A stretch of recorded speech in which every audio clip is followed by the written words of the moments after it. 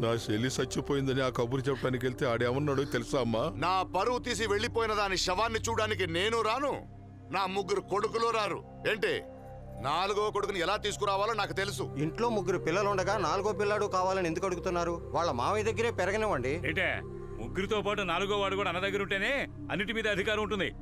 కన్న తల్లి చనిపోతే పిల్లలు కూడా పంపని దుర్మార్గుడమ్మ వాడు. వాడిని ముక్కలుగా నరికి నేను జైలుకు పోదాం అనుకున్నాను. కానీ తల్లితో పాటు తండ్రి కూడా పోతే నా చెల్లెలు బిడ్డలు అనాథలో తరణ ఆలోచించానమ్మా. అదంతా దిగమింగుకుని మొండిగా బతుకుతున్నాను.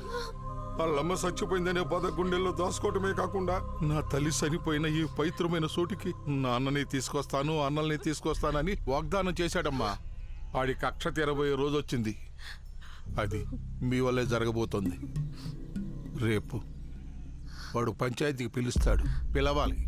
పిలిస్తే గొడవ అవుతుంది. గొడవ జరిగితేనే న్యాయం జరుగుతుంది. ఏంటి అందరూ సోద్యం చూడడానికి వచ్చారా? మాట్లాడరే. నేను ఈ ఊరికి కోడలుగా వచ్చినప్పుడు ఆ రోజుల్లోనే ఎవరికీ తెలియకుండా, ఏ పంచాయతీ జరగకుండా 400 తులాల బంగారం, 40 ఎకరాల మెట్ట, 40 ఎకరాల మాగాణి సారిగా తెచ్చిందని నేను. ఈడేంట్రంటే 40 తులాల బంగారం కోసం ఊరందరిని పిలిచి పంచాయతీ పెట్టాడు. సిగ్గులేని మొహవాడ. భాగవతం బయటపడింది కదా, ఏదో ఒకటి తేల్చండి. అదే అమ్మగారు చెప్పారు కదా, రాజకీయాన్ని ఆరంభించండి. సచ్చినోడా. ఏమయ్య కుమారస్వామి, ఆ రోజు 2 వాళ్ళం కలిసే కదా లాంఛనాల గురించి మాట్లాడి నిర్ణయించుకున్నాం. మీరు ఇస్తానన్నవన్నీ ఇస్తే ఇద్దరు కలిసి బతుకుతారు, లేదా విడగొట్టేద్దాం అంటున్నారు. దీనికి మీ సమాధానం ఏంటో చెప్పండి. ఏమయ్యా, ఇతని మాట విని తెగొట్టడానిక మనం అందరం ఇక్కడికి వచ్చాం. ఈ పని చాలా తప్పు చెప్తున్నా. నువ్వేం మాట్లాడుకో, అందరూ వాళ్ళ మనుషులే, కుళ్ళబొడి చేస్తారు. ఏంటండి అన్యాయం? మర్యాదస్తుల కుటుంబమే కదా మధ్యలో చదువు ఆపించేసి మరీ పెళ్లి చేశాను. ఇవ్వాల్సింది ఆలస్యమైందని ఎడదీసేస్తానంటారేంటి? అలా అంటుంటే ఎవరూ మాట్లాడరా? తెగదెంపులే మీ తీర్పు అయితే నేను కోర్టుకు వెళ్తానయ్యా. నువ్వు కోర్టుకే కాదు ఎక్కడికి వెళ్ళినా మమ్మల్ని ఏం చేయలేవు. ఇది మీ ఊరు పంచాయతీ కాదు, మా ఊరు. మేము ఏం చెప్తే అది చేతులు కట్టుకుని నోరు మూసుకుని వినాలంతే. అంతకు మించి మితిమీరి మాట్లాడారో మాట్లాడితే ఏం చేస్తావు? ఏం చేస్తావు అంటున్నా. తల తీసిస్తావా? తీసి చూద్దాం. వాడి తలనే కాదు, నీ తలను కూడా తీసేస్తాను. ఇదిగో చూడు, నిన్ను సంవత్సరంలో ఓ రోజు కొట్టడానికి ఫిక్స్ చేశాను కదా, నిన్ను మళ్ళీ కొట్టడానికి అవల కాదు. మూసుకొని దొబ్బేకని. చాలే ఆపు. పెద్దంతరం చిన్నంతరం లేకుండా నీ నోటికి ఎంత వస్తే అంత ఇష్టం వచ్చినట్టు మాట్లాడుతున్నావు. ఇక్కడ కూర్చున్న మేమంతా వెర్రి వదలమా? పెళ్లిలో ఇస్తానని వాడిని ఒక్కపోతే తగ్గొట్టకుండా ఏం చేయమంటావు? తెంపేయడానికి ఇది ఏమైనా మొలతాడా? విడదీయడానికి నా పెద్దోళ్ళు అటేడు తరాలు ఇటేడు తరాలు మంచి చెడు చూసి ముహూర్తాలు పెట్టి ఇద్దరికి ముడేసింది. ఆ రోజైనా ఈ రోజైనా సరే భార్య ముందు వెళ్తే భర్త వెనకాల నడవమని ఎందుకు చెప్తారు? ఎవరితో రైనా లేచిపోతున్నానా? కాదయ్యా, నన్ను నమ్మొచ్చిన అమ్మాయిని కంటదరి పెట్టకుండా కళ్ళలో పెట్టుకుని ఎలా చూసుకున్నానో చెప్పడానికయ్యా. ఊర్జున అందరి ముందు పంచాయతీలో నిలబెట్టి 3 పిల్లలకి తలైన మా వదినికి విడాకులు ఇప్పితారా? బోడిగుండికి బొంగరానికి ముడిటే మీ దిక్కుమల్ల పంచాయతీ వినడానికి మా వదినేమి దిక్కుముక్కులేంది కాదు. కట్నం తీసుకోవడం తప్పని చెప్పే అధికారులు అందరూ కట్నం గురించి మాట్లాడుతున్నారంటే ఈ పనికి మాలినోడి మాట విని పంచాయతీ పెట్టారన్నమాట. నీ గురించి అంటున్నానయ్యా, నీ ఒక్కడి గురించే చెప్తున్నాను. కాసెడ్డ కోతి వనమంతా సెరిచిందంటే ఇదే మరి. అరే నిన్ను కోతితో కూడా పోల్చకూడదయ్యా. కోతి కూడా తన పిల్లల సంతోషం కోసం బతుకుతుంది. నువ్వు దాన్ని నాశనం చేయడానికే బతుకుతావు.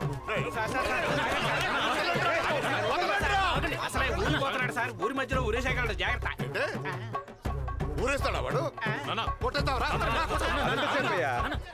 మా అమ్మకి అత్తకి నువ్వు చేసిన ద్రోహానికి నీకెప్పుడో పాడేగట్టి పూడ్చి పాడేసేవాడిని.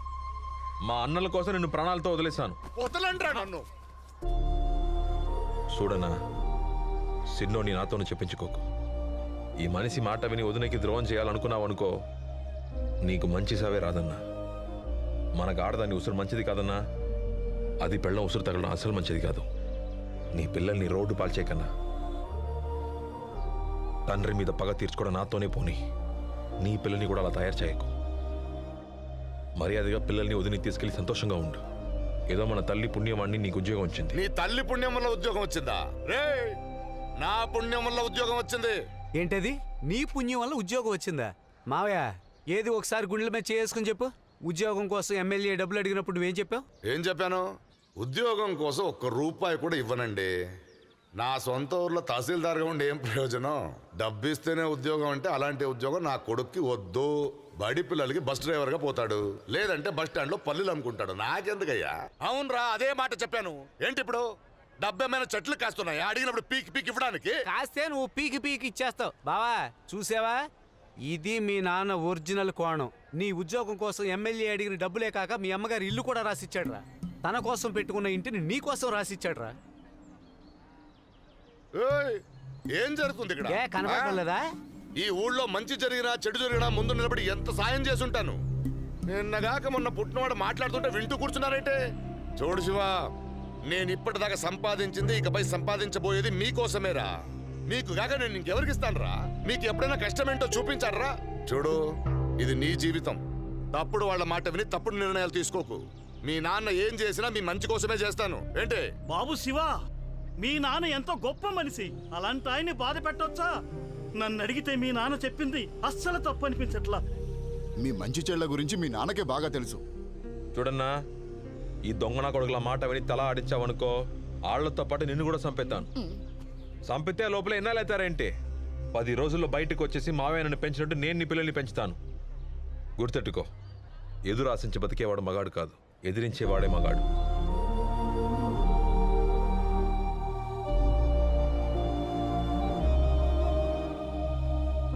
మళ్ళీ పిల్లల్ని తీసుకురా, బయటికి వెళ్ళిపోదాం. మాయా, మీరు కూడా రండి, వెళ్ళిపోదాం. ఏయ్, ఇక్కడ నేను చెప్తూనే ఉన్నా, వెళ్ళిపోతావేంటి? తప్పు చేస్తున్నావు. నా ఆస్తిలో చిల్లి గవ్వ కూడా ఇవ్వను నీకు. అది నాకు తెలుసులే. ఇప్పుడు నువ్వు ఎంత గింజుకున్నా నీ పప్పులు ఉడకవు రాజా. ఇప్పటికైనా మించిపోయింది లేదు. ఇక మీదైనా కాస్త మంచిగా బతుకు, లేదా ఏం చేస్తావురా? ఏం చేస్తావు నువ్వు? ఏం చేస్తావు? ఏంట్రా, ఏం చేస్తాడో చూసేద్దాం. రండ్రా.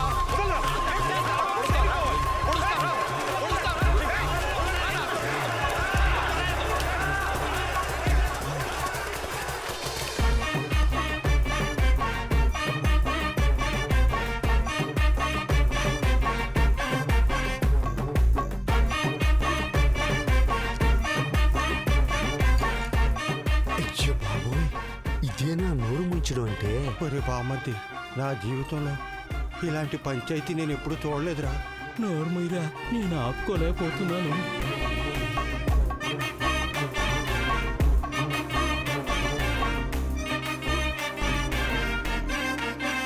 ఓ పెద్ద మనిషి, ప్యాకాట్ ఆడడానికి నీకు ఇంక వేరే చోటే దొరకలేదా? ఇక్కడికే వచ్చాడా? ఏ, మూసుకొని జోకర్ కచేరా. బాబు, జోకర్ మేడం వచ్చిందయ్యా. వీడిని పోనీ కదా అని వదిలేస్తే ఇంటి ముందు వచ్చి ఆగాట ఆడుతున్నాడా? వీడి సంగతి చూద్దాం. ఏంటి ఎగేసుకుని వెళ్తున్నారు? ఆగండి, మీ నాన్నకి 4 తగలనివ్వండి. ఏంటి ఒక్క జోకర్ కూడా లేదు? జోకర్ పైన ఉంది చూడు. ఎక్కడా? ఉంది. రే బాబు, మీ బాబు తుపాకీ గురిపెట్టాడ్రా. పెద్ద ప్రకాష్ రాజ్ అని ఫీలింగ్. ఆయన ఏ రాజు అయితే మనకెందుకు కానీ. మావయోయ్, అది తుప్పట్టిన తుపాకీ, పనికిరాని గురి. All soldiers escape. అయ్యో, గురి తగ్గింది కాబట్టి బతికిపోయావు. నువ్వు వచ్చేయి. వద్దు, వదిలేయండి సార్. మళ్ళీ ఇంకోటి తోసేస్తున్నాడు. ఎంత పొగరుంటే నీ ముందు కాలు ఉంటాడాడు. కాల్చేరా, పొగరబోతేదవా. కాల్చు చూద్దాం. గుడ్డికి కొన్ని తీసుకుని ఆటకి పోయినట్టు కళ్ళు కనపడకపోయినా కాల్చడానికి సిద్ధమయ్యావు. ఇదో ఇక్కడ కాల్చు. రేయ్, నా కొడుకు నువ్వు రొమ్ము చూపిస్తావురా?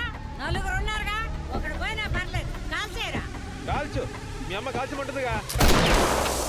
హే, ఏంటయ్యా గుండెల మీద కాల్చమంటే గురి ఇంకేడా ఉంది? అయ్యో, ఇప్పుడు గుండికే గురి పెడుతున్నాడు రా బాబు. చూపు మందగించింది కదా. కానీ కానీ ఏంటది? నా చూపు మందగించింది. ఏయ్, గుండెది గుండెగడా.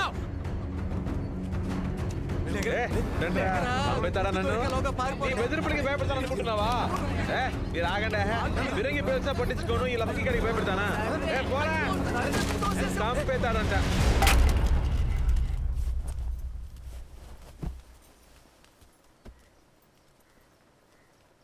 ఏండి? ఏంటి? అడగండి. మాట్లాడుకో, కోపంగా ఉన్నాడు. ఎప్పుడు ఆయన మామూలుగా ఉన్నాడు? అడగండి. కొంచెం ఆగు, మాట్లాడతాను. నువ్వు ఊరుకుంటావా? అడుగుతారా? నన్ను అడగమంటారా? అడుగుతాను. ఏయ్, ఏమంటుందిరా నీ పెళ్ళాం? మరేం లేదు నాన్న, ఈ రోజుతో క్యాంటీన్ వేలం అయిపోతుంది. చెక్కు మీద సంతకం పెట్టిస్తే అప్లై చేసి వస్తాను. ఏ, నీ అన్న కొమ్ములు వచ్చినట్టు నీకు కూడా వచ్చాయేంటి? వేలం లేదు, ఏం లేదు, పోరా. అది కాదు నాన్న, ఈ రోజుతో వేలం అయిపోతుంది. వెళ్ళమని చెప్తున్నాను కదా. నేను ఎప్పటి నుంచో నెత్తినోరు బాదుకుని చెప్తున్నాను, మీ నాన్న మాట నమ్మొద్దని. విన్నారా? అనుభవించండి. మనం సచ్చేదాకా తన మోచేతి నీళ్ళు తాగి బతకాలనుకుంటున్నాడేమో. నీ గొడవేంటి? ఉన్నది చాలదన్నట్టు. కాసేపు ఊరుకో. అవును, ప్రతిసారి నా నోరే నొక్కియండి. పాలు బాగా పొంగే.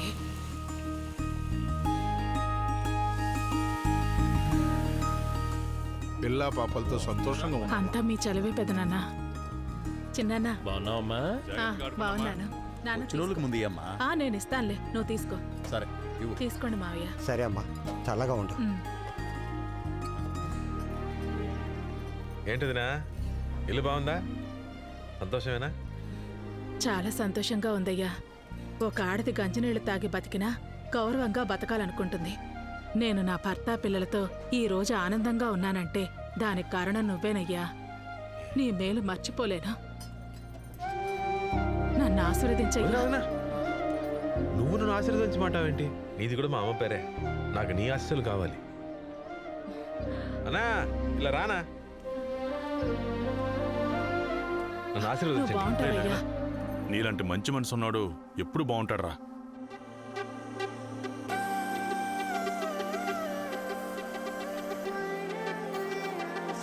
అన్న అంటే తండ్రితో సమానం, వదినంటే తల్లితో సమానం.